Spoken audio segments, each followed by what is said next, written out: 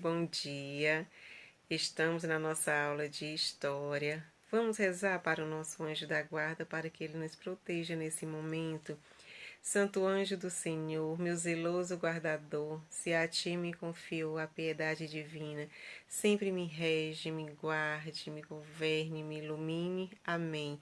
Em nome do Pai, do Filho e do Espírito Santo. Estamos estudando as cidades têm história. Vou relembrar vocês, o poema que eu achei muito interessante. A serpente que prospera. Não se assuste com o nome de uma cobra perigosa. Cascavel, na verdade, uma cidade maravilhosa. Há muitos anos tropeiros por aqui passaram, às margens de um rio pernoitaram, e ao ouvir barulho se assustaram. É a cobra se assustar. Por que os tropeiros procuravam esses lugares, né? Porque lá tinha água. Geralmente, quando as pessoas viajam, eles procuram um lugar onde tem água, né? Para tomar banho, lavar a roupa, fazer o alimento, né? Então, isso é muito importante. E as cidades e o comércio é o nosso momento de correção na página 155. Vocês sabem que o crescimento das primeiras cidades foi acompanhado com o crescimento do comércio, não é isso? Então, o comércio vai crescendo, a cidade vai aumentando e prosperando. E se você olhar as duas imagens, você já vê uma grande diferença. Compare as duas imagens e aponte o que há de comum e o que há de diferente no comércio que era praticado na Europa no século XV e o comércio que é praticado nos dias de hoje. Como resposta, as diferenças, organização das lojas, a maior variedade de mercadorias no presente, a quantidade de pessoas dentro das lojas, a gente vê muita diferença nisso. E as semelhanças, é a prática de vender mercadorias, a existência de vendedores, ainda ocorre até hoje. A gente precisa dessas pessoas para trabalharem. Segunda questão. Hoje em dia o comércio ele continua sendo importante para abastecer nossas cidades. Você já parou para pensar de onde vêm os alimentos que você come todos os dias? Converse com seus familiares, eu acredito que vocês fizeram isso, sobre quais são os principais locais onde eles compram os alimentos. Vocês também já devem até acompanhar ele nesse processo e consumir todos os dias. Depois anote as respostas no caderno e converse com seus colegas sobre suas descobertas.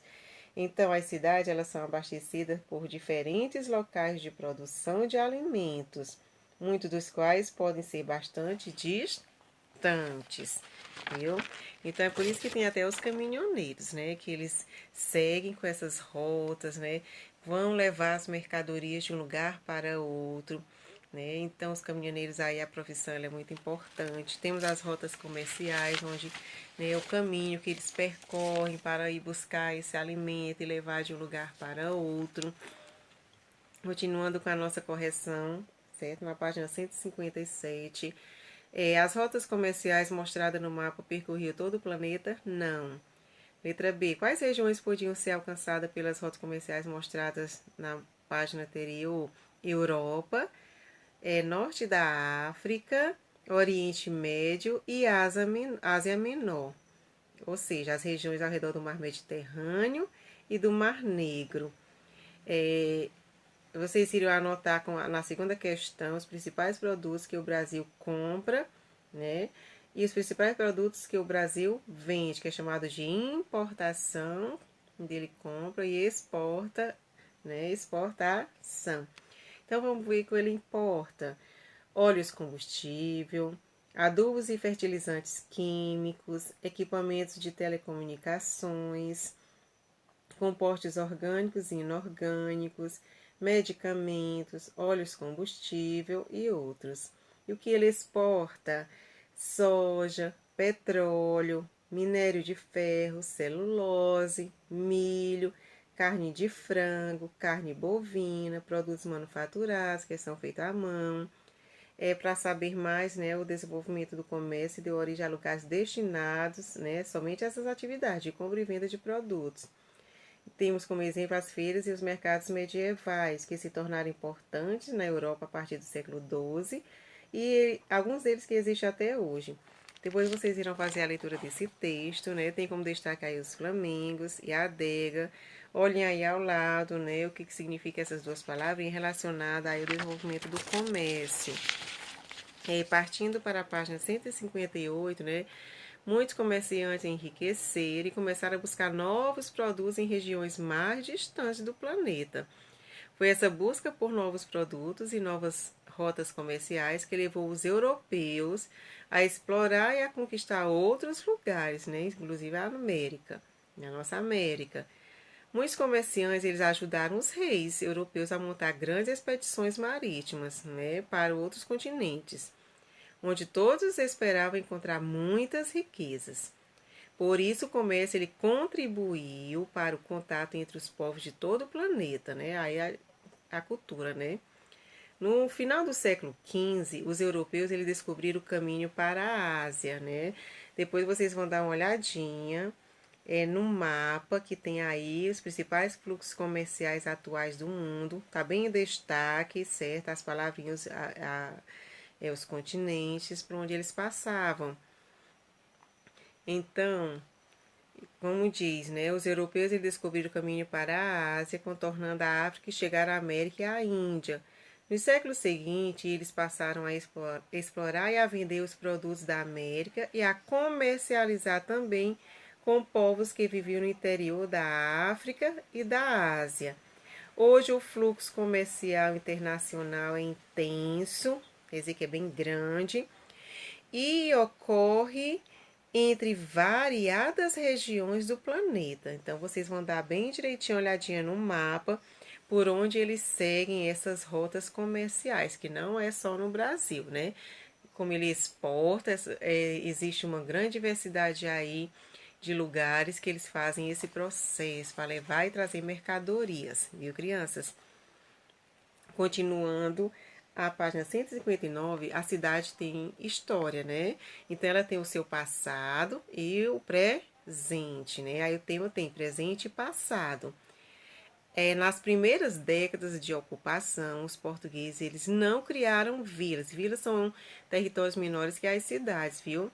Nem cidades no Brasil. Eles só começaram a ser fundadas quando o rei de Portugal terminou a colonização desse território.